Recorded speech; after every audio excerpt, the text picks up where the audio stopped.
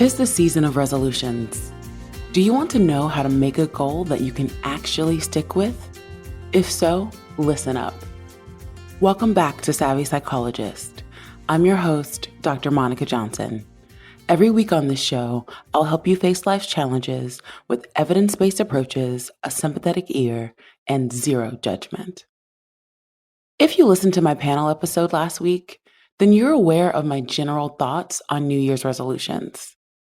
Often, they end up being a source of shame for us because they are poorly constructed, vague, too lofty, or rooted in our insecurities. All of these elements mean that we aren't set up for success. On top of that, depending on how we set up the goal, it can confirm our unhealthy beliefs about ourselves. When constructing a New Year's resolution, or just an everyday goal, your first step is to think about the source of this resolution. I'll use the common New Year's resolution for weight loss as an example. You want to ask yourself, why do I want to lose weight? Do you think you'll be more likable if you do so? Are there size 6 jeans you've been dying to fit into? If so, what does fitting into those jeans mean for you? In this case, it might not be the size of your hips that's the problem, but deeper self-esteem issues, and you should reassess your goals accordingly. Does that mean you can't set a goal around your health? Absolutely not. The steps I'm going to outline will work for any goal that you have. Also, follow me on Instagram, and I'll show you how it's done, and you can share your progress with me as well. Today, we are going to talk about SMART goals. And yes, it's an acronym. New year, same old me. S is for specific. When setting a goal, you want to be specific about what you're trying to achieve. Statements like, I want to lose weight or make more money are too vague. Instead of saying you want to make more money, you might say that you would like to earn a 5% raise this year, or find a job that pays $5,000 more. Those are specific goals with actionable next steps. When it comes to body goals, I like to focus on functions and aspects of health. So I'm in favor of replacing lose 10 pounds with goals like consuming 3 servings of vegetables daily or 45 minutes of cardiovascular exercise 4 times per week. These are actions that will help you feel healthy and are a necessary function of health, whether that results in weight loss or not. It can also help to reduce the sensitive and sometimes traumatic topic of weight for some people. It can be frustrating to do all those healthy actions and not lose weight, but that doesn't mean you should stop doing the healthy actions. If your weight is truly causing some level of medical distress, you should be consulting with a variety of professionals on the topic. The goal in these cases is not to be skinny, but again, to be healthy and define what healthy means for you and your body. That covers the what, but you also want to be specific about the who, why, and how. Are there other people that need to be involved in order for you to accomplish these goals? List out those people and the roles that they play. For example, you may work with a personal trainer, a financial advisor, or have a friend be an accountability partner to help you achieve a goal. I've already touched on the why and digging deeper, but you want to know what value this goal relates to in your life. Knowing the why will help you when you run into barriers and things get hard. The how is also important.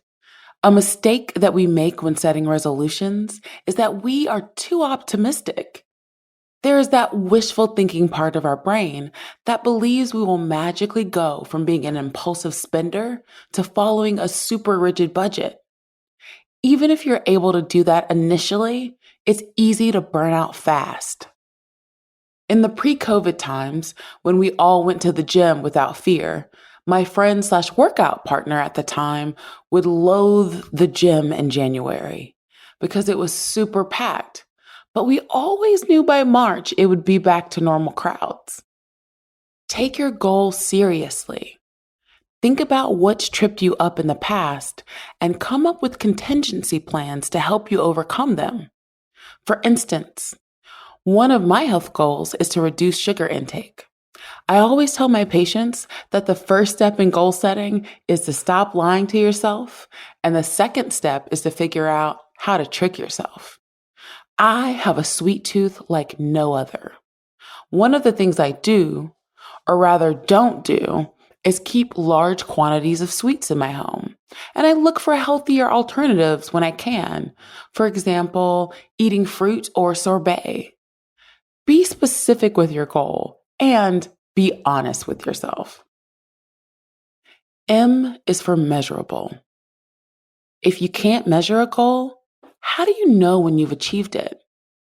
Define the metrics by which you're going to determine how you met the goal.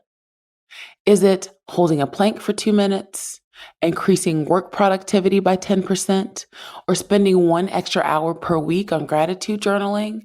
Whatever it is, define how it will be measured. A is for achievable. Whenever you're setting a goal, you want it to be challenging, but not impossible. You might be thinking, shouldn't we shoot for the stars? I'm here to tell you that when all you have is a slingshot, aiming for the stars isn't going to get you anywhere. Aim for the thing that is just outside your fingertips, and when you get there, do the same thing over and over again. Before you know it, you'll be skating on the rings of Saturn. It's unrealistic to lose 50 pounds in 2 months, at least if you want to do it in a healthy way. You're probably not going to be able to retire at 35 if you're 34 and sitting on $100,000 in student loans, unless you're lucky enough to get a financial windfall or engage in some illegal activity, which I don't recommend. Work backward. If your timeline is 2 months, then it's more realistic to set a goal of losing 10 pounds. If you know you can set aside $600 per month, perhaps you set a goal to pay off $7,000 in student loans over the year. R is for relevant. Life is meaningful when we live within our values. You want to make sure your new goals are relevant to the things that matter most to you, and that they mesh well with the goals that you've already set for yourself. This is one of the reasons why you want to know why you're going after this accomplishment. If your reasoning is not clear, you might not have what you need to motivate you through until the end. If you're doing things for the wrong reasons, you might achieve the goal and find yourself at the top of the summit feeling more lost than you did before you started. T is for time bound. Every goal worth achieving is worth putting a time limit on. Imagine asking your boss for a raise, and they tell you that they'll give you a raise one day. Your next question would naturally be, well, when exactly is one day? If you don't have a time frame for your goals, you'll be unlikely to achieve them. Give yourself a due date, and if you're not on track with your timeline, sit down with yourself and troubleshoot any issues that have arisen that you may not have accounted for in the beginning. I'm really curious about what SMART goals you're going to implement into your life this year. As I said, if you follow me on Instagram, you can join me in a SMART goal I chose for myself and even check in with me about yours throughout the year. You can contact me via Instagram at KindMindPsych, via my email at psychologist@quickanddirtytips.com, or leave a voicemail at 929-256-2191. The Savvy Psychologist is a Quick and Dirty Tips podcast. It's audio engineered by Steve Rickyberg, with script editing by Adam Cecil.